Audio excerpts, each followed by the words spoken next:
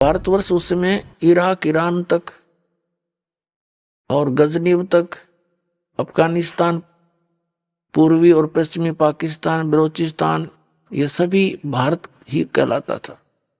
इन सब का वो शासक था। उसको भयंकर रोग हो गया, असाध्य रोग जलन का हो गया। जलन का रोग इतना भयंकर होता है जैसे किसी के हाथ पे कोई उबलती हुई चाय गिर जा या पानी गिर जाता है, फिर वो कितनी पीड़ा होती है। और उससे तो फिर ऊपर फाले भी पड़ जाते हैं, बुरा हाल हो जाता, जख्म बन जाते। लेकिन जलन के रोग में फाले नहीं पड़ते, लेकिन पीड़ा उतनी ही रहती है, उसको कांस्टेंट रहती है। उसने दिल्ली का बादशाह होने के नाते सब जगह ट्रीटमेंट करवा लिया, कोई आराम नहीं हुआ। वैद्यों को कह दिया कि तुम मुंह मांगे पैसे दूंगा, मुझे स्वस्थ कर दो। अब राजा के लिए वैद्य तो वैसे सिर धड़कीबाजी लगा देता है, लेकिन ऑल इन वेन, सब निष्फल रहे। फिर जंतर मंत्र सब जगह करवाए, धार्मिक अनुष्ठान करवा के छक लिया, कोई राहत नहीं। फिर किसी ने बता दिया कि काशी के अंदर एक कबीर नाम के महापुरुष आए हैं, यदि उनकी रजा हो जाए तो वो आपको ठीक कर सकते हैं, उनके तो आशीर्वाद से भी आप स्वस्थ हो सकते हो। अब मरता क्या नहीं करता, बनारस में पहुंच गया, काशी में। वीरदेव सिंह बघेल उनके अंतर्गत राजा था, नरेश था छोटा। उसने सारी व्यवस्था की खाने पीने की। अब सारी मेज के ऊपर काजू, किस्मत, सेब, संतरे और दूध सब कुछ रखवा दिया और कहा राजन भोजन पाओ। सिकंदर कहता है कि वीर सिंह, मैं तेरी खातिरदारी से, तेरी यजमानी से घना खुश हूं, लेकिन मैं खा नहीं सकता, मेरा कुछ खाया नहीं जाता। मैं यहां एक काम आया हूं, एक संत है कोई कबीर नाम का, और सुना है वो मेरे रोग का नाश कर सकता है, क्या आप जानते हो उसे? वीरदेव सिंह बघेल पहले ही उनके शिष्य हो चुके थे, उनकी लीला देख के, काशी नरेश। तो वीरदेव सिंह बघेल ने कहा कि राजन, आप अब ठीक ठिकाना आ गए हो। ये परम संत परमात्मा आए हुए, अपने आत्माओं ऐसे कहने से असर नहीं होता, जब स्वयं बीतले है ना, जब जच्चा सचमुच या तो सच्ची कह रहे थे। कहने का भाव ये है कि सिकंदर लोधी ने कहा कि उनको बुलाकर लाओ, मैं बहुत दुखी हूं। अब वीरदेव सिंह बघेल के सामने समस्या आ गई कि यो राजा दिल्ली का सम्राट और मैं इसका नौकर, यदि मना करूं तो बात बिगड़गी, और यदि बाई ऑर्डर अपने गुरुजी को बुलाऊं तो मेरा सारा भक्ति नाश हो गया। तब उसने कहा कि राजन, जो आपका आज्ञा होगी सिरोधार्य, लेकिन मैंने सुना है सत्संगों से कि संत को बुलाना नहीं चाहिए, हमें स्वयं जाना चाहिए, और यदि हम बाई ऑर्डर बुला भी लेंगे और उन्होंने रजा ना बख्शी तो आना ना जाना बराबर है। तो सिकंदर लोधी ने कहा, आप बिल्कुल सही कह रहे हो, चलो हम चलते हैं। जब 800 किलोमीटर आ गया दिल्ली से तो और चलते हैं। तो शाम का समय था। शाम के समय कबीर परमेश्वर जी स्वामी रामानंद जी के आश्रम में आते थे आरती के समय। सिकंदर लोधी और वीरदेव सिंह बघेल, काशी नरेश, ये दोनों सब राजा स्वामी रामानंद जी के आश्रम के सामने पहुंचे। वहां एक पहरेदार बैठा था, गेट कीपर, सेवादार। उसे कहा कि वीर सिंह ने पहले ही आगाह कर दिया कि महाराज जी से आज्ञा लेकर आओ कि दिल्ली के बादशाह सिकंदर लोधी आए हैं और कबीर जी से मिलना चाहते हैं। तो जो गेट पर रहता था सेवादार, उसने कहा, कबीर साहब अभी आए नहीं है। तो उन्होंने पूछा, क्या कब आएंगे? कि आएंगे अवश्य, पर ये नहीं कह सकते कब आएंगे, आरती से पहले आते हैं, अभी समय है आरती में, घंटा आध घंटा। तो वीर सिंह ने कहा कि स्वामी रामानंद जी से कहो कि दिल्ली के बादशाह सिकंदर लोधी आए, और जब तक कबीर साहब आएंगे तब तक इंतजार करना चाहते हैं। अब द्वारपाल ने जाकर कहा कि महाराज जी, ऐसे ऐसे दिल्ली के बादशाह सिकंदर लोधी आए हैं और आपके यहाँ आश्रम में कुछ देर बैठना चाहते हैं, जब तक कबीर साहब आए उसका इंतजार करना चाहते हैं। स्वामी रामानंद जी थे, वो पहले तो सभी अन्य कास्ट वालों से, जैसे जुलाहों से, चमारों से, अन्य सभी से वो तो अपने को दूर रखता था, उनको छूने नहीं देता था, उनको दीक्षा भी नहीं देता था, आश्रम में भी आना अलाउड नहीं था। कबीर परमात्मा ने उसकी वह फड़क निकाल दी थी। उसके बाद वो अन्य जाति वालों हिंदुओं को तो दीक्षा देने लग गया था, लेकिन मुसलमानों से नफरत फिर भी करता था। अब परमात्मा कबीर जी एक तीर से कई शिकार करते हैं। उधर से रामानंद जी को भी अभी 50% भगत बना था, वो उसको भी भगत बनाना था। और सिकंदर लोधी यदि सीधा जाकर परमात्मा मिल लेते, और वो क्योंकि उसके हृदय में जगह तो थी नहीं, होते एक जो डॉक्टर आया था उसके पास, झाड़ा ला देगा मैं चाल पड़ूंगा। और वो चाहते थे कि इसमें भक्ति प्रवेश करूं, और भक्ति प्रवेश उसके अंदर होती हो जो कति आधीन हो जाता है। सिकंदर लोधी को आधीन बनाना था। अब उस सेवादार ने जाके कहा स्वामी रामानंद जी से कि ऐसे ऐसे एक सिकंदर लोधी दिल्ली के सम्राट मुसलमान बादशाह आए हैं, आपके आश्रम में कुछ दिन रुकना चाहते हैं, कुछ देर। रामानंद जी ने कहा कि उसको कहो बाहर बैठ जाए, इन मलेच्छों के लिए इस आश्रम में जगह नहीं है, मुसलमानों के लिए।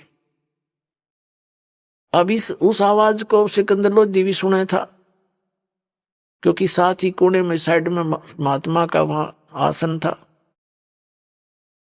बाहर आंगन में कुटिया से बाहर सिकंदर लोधी के उसी समय तन मन में आग लगी कि यो किसा महात्मा सरफरा क्या बोल रहा है ये।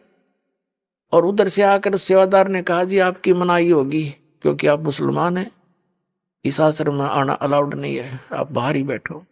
अब दिल्ली का सम्राट है, और जिसने ये वचन सुन जा तो वो तो अपने जीवित मौत समझता है, निकाल के तलवार और अंदर घुस गया। हिब कौन रोका उसने। रामानंद सामने बैठे थे और जाते उसकी गर्दन काट दी महात्मा की सिकंदर लोधी ने।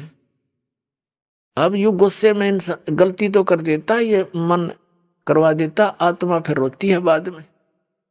जब वहां ये करके गलती वापस चलन लगा, कहा वीर सिंह चल वापस, मेरे भाग में यो संकट निवारण था नहीं, एक पाप और कर लिया मैंने। अब करके गलती खूब पछता लेता है ये आत्मा, मन गलती करवा देता अभिमानवश या कोई सर्कमस्टांस बना के। अब वीर सिंह के बोले वापस चल पड़े। वो जो ही आश्रम से बाहर निकले, सामने कबीर परमात्मा आ रहे थे। उस वीर सिंह ने कहा कि महाराज जी तो ये आगे। अब वीर सिंह जी तो उनके शिष्य थे, दंडवत प्रणाम किया। अब सिकंदर लोधी ने पता था कि परम संत बतावे सिद्धि वाला, अरे तन्ने डबल गलती कर दी, तन्ने जो है ना उसके गुरु जी को मार दिया, और प्रणाम ना करेगा तो तेने पता नहीं के श्राप दे देगा। डरते ने उसने भी प्रणाम करी। अब दोनों ने जब प्रणाम किया तो कबीर साहब ने दोनों के सिर पे हाथ रखा और कहा, ए बादशाह मुझ गरीब के पास किस वास्ते आए। ऐसे सिर पे हाथ रखा तो सिकंदर लोधी का जो रोग था उसी समय एक शांत हो गया, जैसे जलते पर बर्फ डाल दिया करे।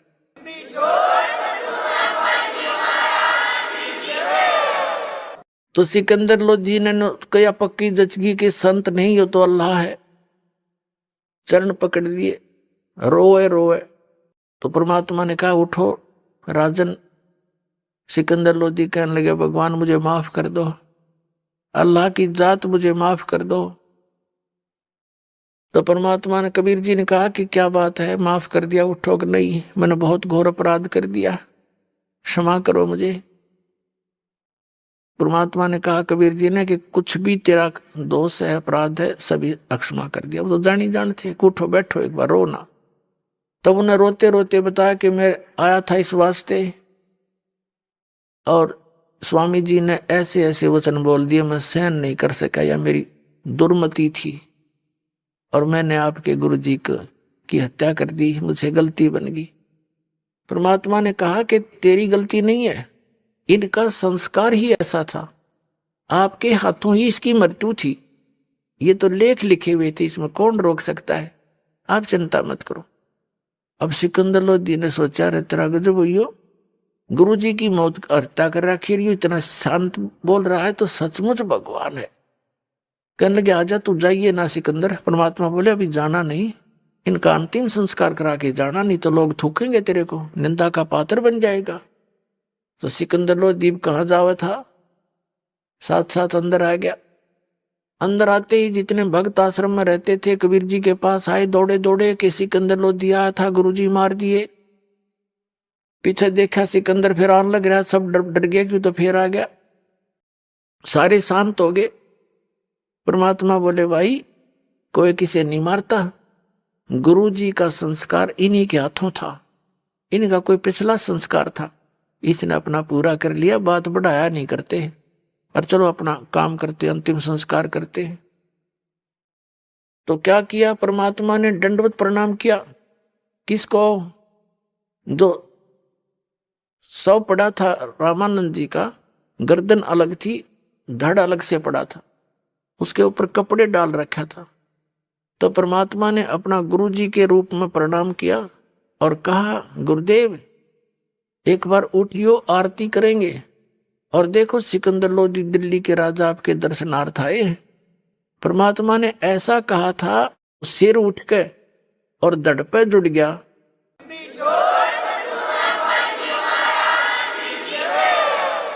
अब जब सामने एकदम से रामानंद जी उठे, सामने देखा फिर सिकंदर को, फिर लाल ने आंखें लाल करी। तब परमात्मा कबीर जी ने बात दिशा बदल दी उस बात की, कहा कि स्वामी जी आप तो महापुरुष हो, आप तो दयालु हो हैं, और महापुरुष ईर्षा नहीं किया करते, राग द्वेष नहीं रखते, वही महापुरुष होते हैं।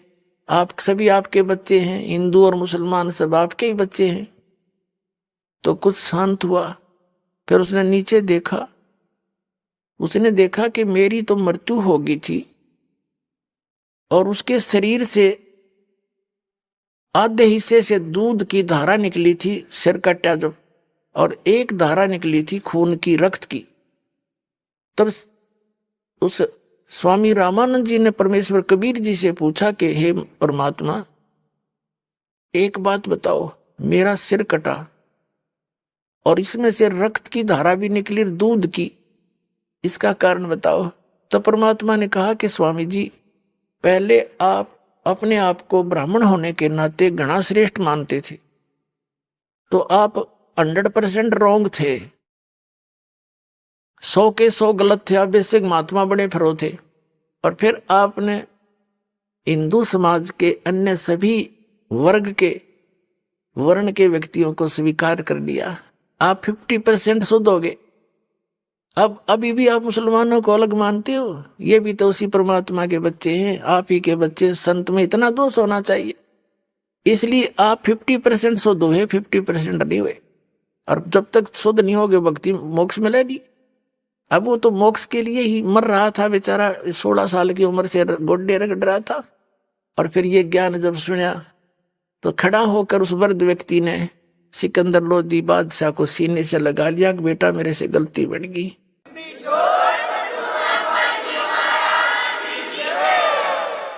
अपना आत्माओं कहने का भाव ये है कि हम उस परम पिता की इस सत कथा से कोसों दूर रहे। हमने रामकृष्ण की कथा सुन बहरे हो लिए, इनके ड्रामे बना लिए, रामलीला करने लाग गए, नाचन लाग गए, कहाँ आकर खड़े हो गए। थोड़ी बहुत धार्मिकता थी वह इन रामलीला में सांग करके नाश कर दिया। तो पुण्यात्माओं अब नए सिरे से स्थापना होगी इस भक्ति मार्ग की, अब जड़ें मजबूत होंगी और शुरुआत से ही सही चलेगी, और फिर से पूरे विश्व में ये सत भक्ति का विस्तार होगा, प्रचार होगा। अब प्रसंग जो चला था कि समर्थ का शरणागत हो रंग होरी हो, भाई कदे न हो ए काज राम रंग होरी हो। कहते समर्थ की शरण गहो, समर्थ की शरण में आ जाओ, फिर कभी अकाज नहीं होगा, आपका कोई मिस हैपनिंग नहीं होगी आपके। ये सत्कर मान लेना, पूरे विश्वास के साथ लगना, ये वो समर्थ है कबीर साहब। इसकी शरण में आने के बाद फिर प्रारब्ध कर्म में आए हुए आपदाएं भी ये ऐसे टालेगा, पहले कारण बना देगा, क्योंकि कारण बनी गया। आप सत साधना कर रहे हो, आपका एक एक सांस बहुत कीमती है। आप जो दान पुण्य करते हो ठीक ठिकाने हो रहा है। पहले तो हम बाढ़ में गिरा थे, कि तो कुछ डाल दिया, कि तो श्राद्ध निकाल दिए, कि तो 500 लत्ते दे दिए कपड़े। ये कोई दान था? 100 रुपये की बूंदी बांट देते, मंगलवार के दिन काक पीटते फिरा करते, धर्म कर दिया। वो खाक धर्म था?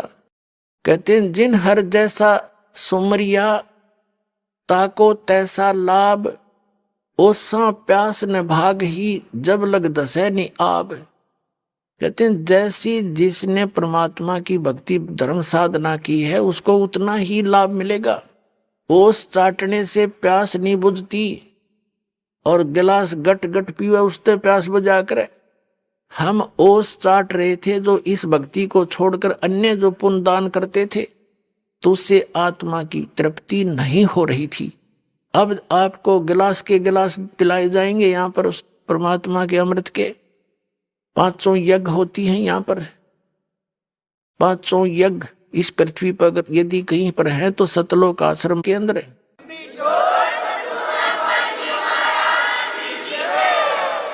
एक यज्ञ है धर्म की, दूसरी यज्ञ है ध्यान, और तीसरी यज्ञ हवन की, चौथी यज्ञ प्रणाम, और 5वीं यज्ञ है तत्व ज्ञान। तो 500 यज्ञ आपकी यहां पूर्ण होती हैं। एक तो धर्म यज्ञ, जैसे आप यहां आते हैं, क्योंकि यहां कोई भोजन के लिए नहीं आते बच्चे, बहन बेटियां भाई, परमात्मा के लिए आते हैं। और भोजन तो शरीर की आवश्यकता, ये तो आवश्यक है। तो यहां जो किया गया दान आपका मर्यादावत दान है। और फिर इस दान से फिर हर तरह की यहाँ पर कोई प्रचार में उसी का अंश लगता है, भोजन भंडारे में लगता है, ये रजाई कंबल मंगाने के लिए लगता है, सेट झोपड़ी डाली इसके लिए लगता है। तो ये सब तरह का आपका सामूहिक लाभ आपको प्राप्त हो रहा है। ये तो धर्म यज्ञ। एक अनजान व्यक्ति आ गया और उसके साथ एक और था, 2 जने, वो दोनों अनजान आ गए आश्रम में, और उन्होंने बाहर ऊट पटांग सुन रखी थी हमारे बारे में। तो उनमें से एक ने बोला, यहाँ खाना खुना खाया उसने, सारी व्यवस्था देखी। एक ने कहा कि भाई नो बाहर न्यू कह रहे थे, मजाक कर रहे थे, न्यू कहे, उसने तो न्यू कहे रामपाल बोला भगवान उतर रहा है। तो दूसरा बुद्धिमान था उसके साथ, न्यू बोला भाई ऐसा धर्म होना लग रहा है यहाँ पर, ऐसा भोजन भंडारा, यहाँ तो भगवान ना उतर रहा उन्हें तो उतर जा।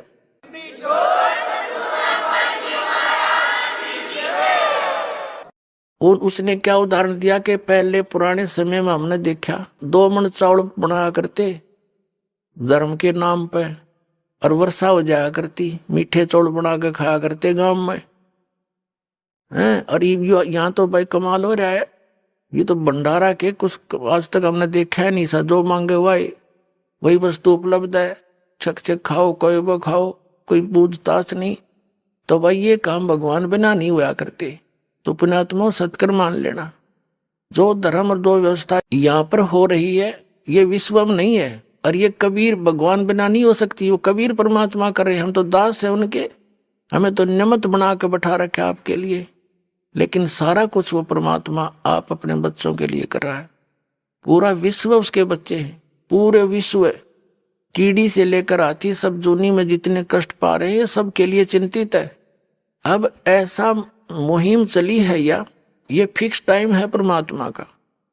अब जैसे जगह जगह मोबाइलों में आप परमात्मा की वाणी आरती मंत्र चल रहे हैं, कोई खेतों में कर रहा है, कोई मजदूरी कर रहा है, कोई दुकान पर, कोई अपने नौकरी पर, तो सब जगह ये वाणी परमात्मा की चलती है, आरती होती है, तो पड़ोसियों को भी लाभ होता है इसका।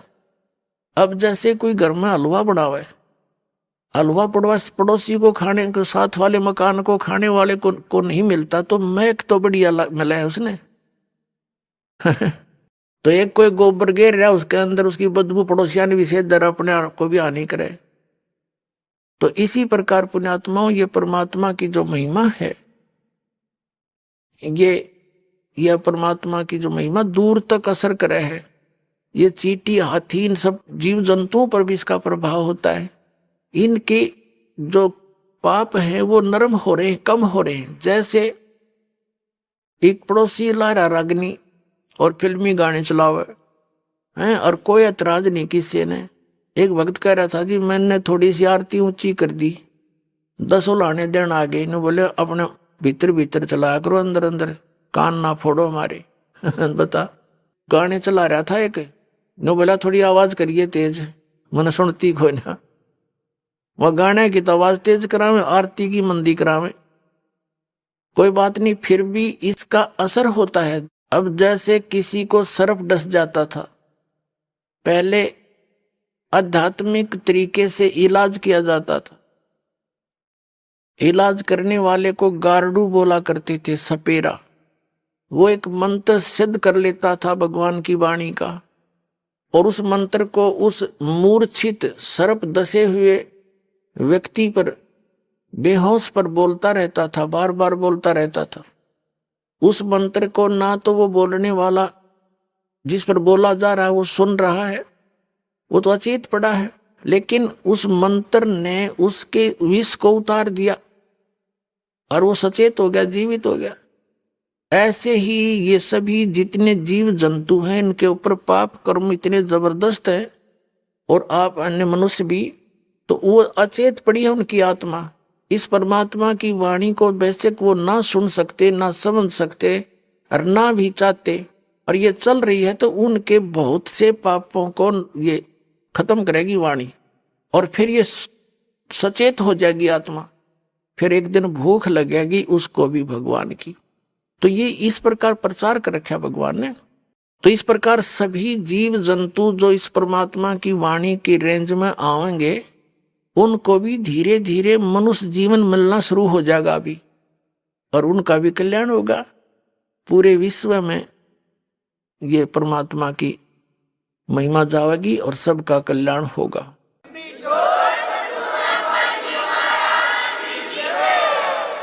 एक यज्ञ है धर्म की, यहाँ पर जो धर्म किया जाता है, भंडारा चलता है, सेट बनाए जाते हैं आपके लिए, ये रजाई सेवा, रजाई तैयार की गई है बच्चों के पैसे से, तो आपके ही पैसों से, तो ये पुण्य हो रहा है आपका। दुखी आत्मा आते हैं, क्योंकि वो परमात्मा के बच्चे हैं, वो घनी पुण्य कर्मी प्राणी हैं, जो सतलोक आश्रम के अंदर जिनके कदम टिकते हैं। जनसाधारण नहीं है वो, हमें मालूम, आपको तो पता नहीं। चाहे किसी भी कारण से आते हैं, कोई परमात्मा पाने आता है या कोई संकट निवारण के लिए आता है, वो बहुत पुण्यकर्मी प्राणी है। ना देश भर, ये पूरा हरियाणा रहा, यहाँ से कितने आते हैं और कहाँ से आप आ रहे हो। आप उस परमात्मा के लाडले बच्चे हो, और ये भी उसी के बच्चे हैं, लेकिन ये अभी अचेत हैं। यहाँ ये परमात्मा की वाणी टीवियों के माध्यम से, अपने मोबाइलों के माध्यम से चल रही है, तो ये भी सचेत हो जाएंगे एक दिन। इनको भी आना पड़ेगा यहाँ पर, सभी को जरूरत है भगवान की। और एक यज्ञ है धर्म की, दूसरी यज्ञ है ध्यान। ध्यान कोई ये हठ योग नहीं है संतों का, सहज समाधि है। जैसे आप सत्संग में आने की नियत करते हो, काल ने 36 पंगे पा रखे आपकी जान ने, किसी की तो सासू लड़े, किसी का ससुरा धमकावे, किसी का बेटा करड़ा हो जा कि जाओगे तीसरे दिन झोला उठा के, कोई बेटा चाहता तो पिताजी आंट लगावे, क्या माँ धमकावे। तो उसके लिए आप पहले ही कई दिन पहले ऐसा माहौल बनाने की चेष्टा करते हो, घना तक काम करोगे हैं, सारे काम न करके न सोचो चलते समय कोई ना कर दे, तो वो जो कुछ भी आपका चिंतन है वो ध्यान है, वो परमात्मा के शुभ संस्कारों में आपका लिखा जाएगा। और एक फिर यहाँ आते हो तो मालिक के सिवा दूसरी बात नहीं। ठीक है, कोई रिश्तेदार मिलता है तो 2 मिनट राम रमी होती है, उसके बाद फिर परमात्मा की चर्चा है, कोई दुख बता रहा है, कोई सुख बता रहा है, तो ये सब ध्यान में ही आती है परमात्मा की चर्चा में। तो उसका ध्यान रहता है यहाँ आने के बाद, और सारी टेंशन दूर हो जाती हैं, और यहाँ परमात्मा का जिक्र चलता है। तो दिस इज मेडिटेशन। मेडिटेशन क्या होता है? सहज समाधि है। ये हठ योग नोट मेडिटेशन, ये तो बकवाद है संतों के मार्ग में। इससे तो सिद्धि विद्धि आ जाती है, और उससे फिर अपना जीवन नाश होता है। अब जैसे किसी को कोई टेंशन हो जाती है और रह रह कर उसका दिमाग वहीं जाकर टिक जाता है, तो वो मेडिटेशन कर रहा है, उसका वो मेडिटेशन हो रहा है, उसका वो सहज समाधि है। तो इसी प्रकार जब परमात्मा में आपका ऐसे बुद्धि टिकेगी, रह रहकर वहीं आकर सेट होने लग जाएगी, तो वो आपका मेडिटेशन है, वो है ध्यान यज्ञ। तो परमात्मा की लीलाओं से परिचित, फिर यहाँ के दुखों से परिचित प्राणी फिर रह रहकर मालिक को याद करेगा, रह रहकर उसकी कसक उठेंगी, तो वो ध्यान है। फिर तीसरी यज्ञ है हवन की। यहाँ पर जितने भी पाठ रखे जाते हैं, प्रत्येक की अलग से ज्योति जलाई जाती है।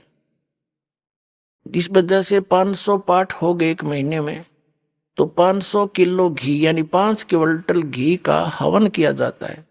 हवन की विधि सिंपलेस्ट है और यही है अंतिम। वेदों में भी ज्योति यज्ञ का ही प्रमाण है। रुई की छोटी सी ज्योति बनाते हैं, उसको जला देते हैं, उसमें 2.5-3 किलो घी डाल दिया जाता है। 3 दिन में इतने सी रुई से 1-2.5-3 किलो घी सवा हो जाता है। ऐसे ही 5, 7, 10, 20 वो लगा करके हम 5 क्विंटल घी को हवन कर देते हैं। उसमें कार्बन डाइऑक्साइड तो ही मेरे ख्याल में 20 ग्राम रुई जलने की, और जो ये हवन हो गया 10 क्विंटल 5 क्विंटल घी का।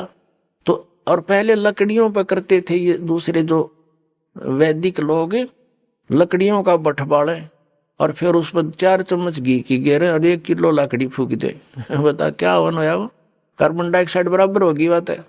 तो ये सिंपलेस्ट वे बताया था परमात्मा ने, और सबके घरों में होया करती है। हमने खूब देखा चलाती तो आली सुखी करके बुढ़िया हमारी दादी, पर जोत जरूर जगाया करती शाम ने। अब इन राधा स्वामी धन धन सतगुरु सरसाले और निरंकारिया नरी सब ने ये बंद करवा दिए सारे। जय गुरुदेव वाला ने कहना हम तो अंदर की जोत देखांगे, अंदर की जोत काल की देख लो। उसने के देखोगे, वो काल बैठा भीतर, मुर्गा बनाओगा तुमने। वो थोड़ा बहुत पुण्य हवन का होता था वो बंद करवा दिया। इन्होंने नास्तिक बनाने का ठेका ले रखा आपका। अब यहाँ से शुरू हो गया धार्मिकता पुनः पनपेगी पूरे विश्व में, इस बिना बात बने नहीं जीव की। तीसरी यज्ञ हवन की, चौथी यज्ञ प्रणाम। यहाँ के दंडवत प्रणाम कराया जाता है। इससे अभिमान नाश होता है। अभिमान नाश हुए बिना भगवान नहीं मिल सकता। रावण में आदि नहीं आई, नहीं आपसे भक्ति तो आपसे 1000 गुना अच्छी करता था वो, लेकिन साधना गलत थी, आस्था सही थी। यहाँ से भगवान के लिए यहाँ से धड़ काट के अपने आप शीश चढ़ा देना, बालका खेलने को आंगुली भी ना चढ़ा सकता, लेकिन उसकी साधना गलत थी, उसको गुरु ठीक ना मिला और उसमें आधीनी नहीं आई, यहाँ मार खा गया। तो आधीनी सबसे पहले आनी चाहिए जीव के अंदर। कहते हैं संत मिलन को चालियो तज माया अभिमान, जो जो कदम आगे रख ओ हे यज्ञ समान। जैसे आप यहाँ आते हो, एक बालक बन के आवे, जैसे स्कूल में बच्चे जाते हैं, चाहे वो राष्ट्रपति का हो चाहे प्रधानमंत्री का हो, बालक तो बालक का होते हैं और उनको एक ही बेंच पे बिठाया जाता है, एक जैसी व्यवस्था की जाती है।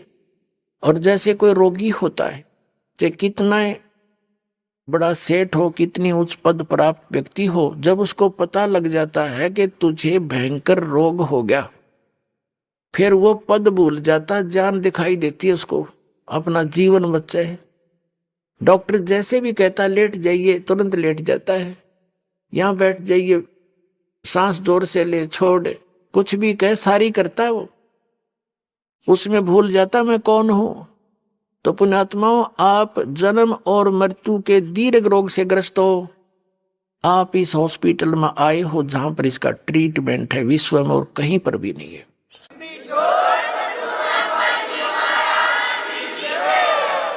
तो इसके लिए आप जी ऐसे आइएगा तो लाभ होगा।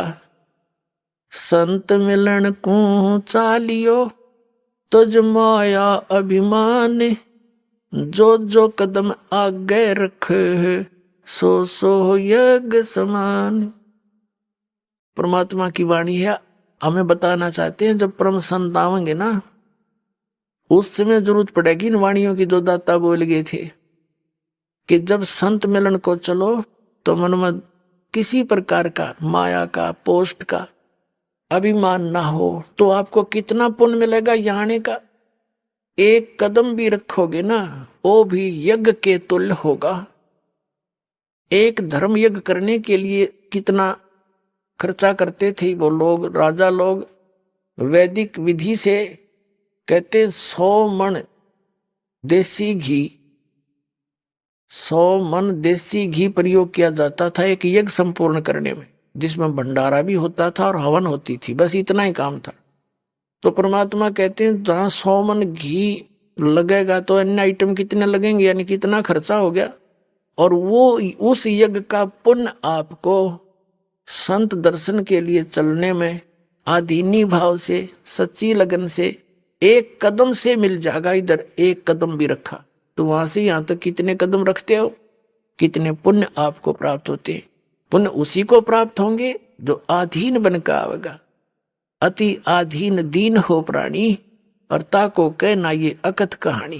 कहते वे विक्षण का भाग बडेरा, दासातन आया तिस नेरा, दासातन आया तिस विश्व बीसा, और ताको लंक देई बख्शीसा। ऐसा दासातन है भाई लंक बकसते वार नीलाई। कहते हैं विभीषण तो अधीन बना कबीर पर, वो परमात्मा कबीर जी का शिष्य था। ये लंबा कथाएं हैं, धीरे धीरे आपको सारी पढ़ावांगे पढ़ाई।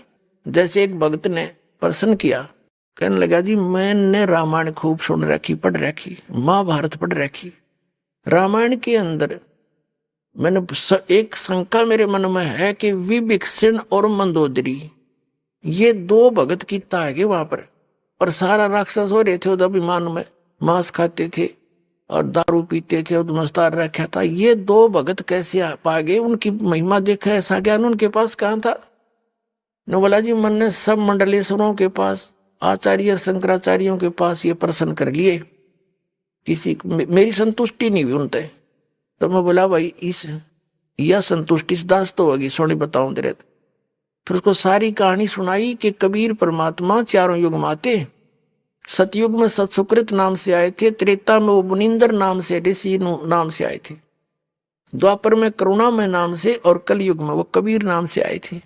जब मुनिंदर नाम से त्रेता में परमात्मा आए हुए थे उस समय एक नल और नील नाम के 2 शिष्य बने थे। वो बहुत दुखी थे, उनके आशीर्वाद से वो स्वस्थ हो गए थे। फिर वो थोड़ी बहुत गलतियां हो जाती थी, वस्त्र कपड़े धोने जाते थे तो वो भोले भाले थे, उनके हाथों से दरिया में बहुत से कपड़े और बर्तन बह जाते थे। तब परमात्मा ने उनको आशीर्वाद दे दिया था, बेटा सेवा तो करो लेकिन आज के बाद तुम्हारे हाथ से कोई भी वस्तु पानी में नहीं डूबेगी। उसके बाद परमात्मा एक चंद्र विजय नाम का भाट था लंका के अंदर, उनके 16 सदस्यों ने, घर के सदस्यों ने, पुत्रवधुओं ने, पुत्रों ने, पुत्रियों ने, सब ने उपदेश लिया था कबीर जी का। और उस वो भाट जाता था राजा रावण के वहां पर, उन गीत ज्ञात सुनाने और उसकी महिमा गाता था। और उसकी पत्नी जो कर्मवती थी वो जाती थी मंदोदरी को चुटकुले चटकले सुना के, उसने बूंदी अच्छी सुना के ज्ञान सुनाया करती थी। और जब उसने ये ज्ञान हुआ, उस कर्मवती ने भाट चंद्र विजय की पत्नी को परमात्मा का ज्ञान हुआ, तो फिर मंदोदरी को वो ये ज्ञान सुनाने लगी, ये वचन परमात्मा की महिमा के। तो मंदोदरी ने बोली ये कर्मवती चंद्र विजय की पत्नी भाटनी से कि तेरे अंदर तो सारा गोबर भरा था, सारी बेहूदी बात करया करती, तू आज ये अमृत वचन कितने ले आई। तब उसने बताया कि हमारे घर भगवान गुरु जी आते हैं, उन्होंने मुझे ज्ञान दिया मंदोदरी, और ऐसा ज्ञान है मेरा जी करे तो सारे ने बता दूं। फिर मंदोदरी खूब सुनती, बोली तू उन बकवादा ने छोड़ी, मुझे ये ज्ञान सुनाया करे। और कहने लगी तेरे गुरु जी आओ ना, उसने मेरे पास लाइए बुला के। अब उस कर्मवती ने परमात्मा कबीर जी जब गए, मुनिंदर जी ऋषि रूप मारे थे, तब एक उसने कहा महाराज जी मेरी जो मंदोदरी रानी है रावण की, मैं वहां जाती हूँ और मैंने आपका ज्ञान सुना है, उसको बहुत अच्छा लगा। तो वो कह रही है कि मेरे पास बुला लिया एक बार। ने बोला बेटी मैं ना जाऊं, उसकी गरज पड़े तो यहाँ आ जाएगी, मैं वहां जाऊं मन मानो और उसका पति नाराज हो जा, मैं नहीं जाऊंगा वहां पर। तो कर्मवती गई, जाके कहा कि बहन गुरुजी ऐसे ऐसे कह रहे हैं, और देख संतों को बुलाना नहीं चाहिए, खुद जाना चाहिए। तो मंदोदरी का समझ में आ गई, पुण्यात्मा थी, ने बोली चल मैं चलती हूँ।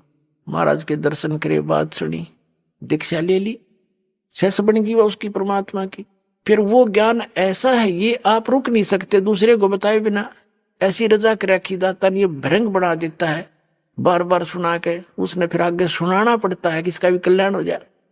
उसकी रावण तो सुना नहीं था, क्योंकि वो तो दारू पीवा धड़ी पक्की अपने खा कर मांस सो जा। उसका देवर था विभीषण, उसको लगी समझान, उस काफी वो सुनता रहा, बहुत ध्यान से सुना। तो वो कहने लगा कि आपने कल्याण करा लिया, फिर मुझे भी तो कल्याण करा, मेरा भी। तो परमात्मा से उसको भी ज्ञान नाम दिलवाया, और सारा ज्ञान समझ के वो दोनों भगवान के अधिकारी बन गए। बाकी उस लंका में कोई नहीं मान्या। तो पुण्यात्माओं, उसको मैंने समझाया कि ये जो दोनों हंस थे, ये परमात्मा के ज्ञान से परिचित थे। इसलिए मंदोदरी ने रावण को कैसा ज्ञान दिया है कि कर्म बिगाड़ रहा तू अपने, और ऐसे दुष्ट कर्म करते हैं पर प्रक्रिया पर तू नीत खराब कर गया, सूरवीर होकर के तू ऐसी गलती कर रहा है। तो ये ज्ञान तब दिया, तब उन्होंने बोला जी आज पेटा भर गया मेरा। बाकी ये बात से तो थारी उठपटांग सी कथा तो मेरे समझ में आ नहीं रही, पर होगा अवश्य ऐसा ही। लेकिन 100 का 100 सत्य है पुण्यात्माओं। ये कहते हैं रावण जिस लंका को अपनी ताकत से और अपने अन्य साधनाओं से प्राप्त करके रख नहीं सका, और वो लंका उस कबीर भगवान के भगत को मिली। कहते जैतन राजपाट भी चाहिए कर हमारा ये ध्यान, यह बीमारी भी हम काटेंगे तेरी। कहते हैं भी विभीषण का भाग बडेरा, दासातन आया तिसनेरा, दासातन आया विश्व बीसा, ताको लंक देई बख्शीसा। बख्शीश में दिवाई कबीर भगवान ने, अगले तू कर ले राज, तने राज चाहिए, क्यों ज्ञान तो था नहीं, भक्ति मालिक की जरूर करते थे। तो अब वो सभी प्राणी जन्म लेते हुए आ रहे हैं, अब सबका मोक्ष होगा। ये है वो यथार्थ ज्ञान, और यहीं पर पूरा समाधान प्राप्त करो और कल्याण कराओ।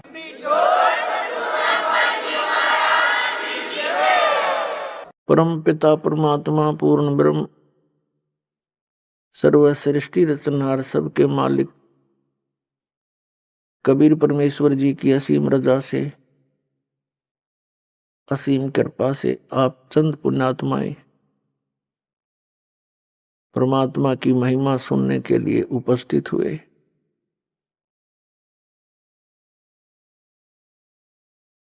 युगों युगों के पुण्यक्रम जिस पुण्यात्मा के साथ होते, उनको सत्संग और संत प्राप्त होते। कबीर परमेश्वर जी ये हम सभी आत्माओं के हमदर्द हैं, ये हमारे अपने पिता हैं, और हम यहाँ काल के लोक में घने दुखी हो रहे हैं।